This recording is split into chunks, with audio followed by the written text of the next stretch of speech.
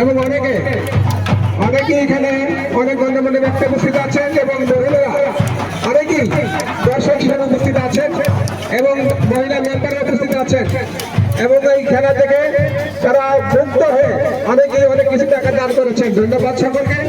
এবং আমাদের গ্রাম বাংলার ঐতিহ্যবাহী যে খেলা আজ উস্তাদের ছেলে সাইফুল উস্তাদ গাজীপুরের এই খেলাটা ধরে রাখার জন্য তাকে অন্যান্য অনেক ধন্যবাদ।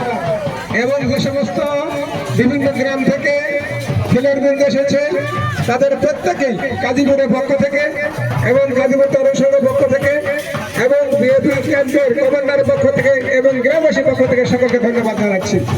আমরা আসলেই গ্রামের সবকিছু হারিয়ে ফেলতে বসেছিলাম, কিন্তু আজকে এই লাঠি খেলার মাধ্যমে আমাদের গ্রাম বাংলার ঐতিহ্য সেটা আমাদের ফিরে পাচ্ছে এবং বিভিন্ন প্রতিষ্ঠানে যে সমস্ত পিঠা উৎসব হয় আমরা ধরে নিতে পারি যে আসলে আমাদের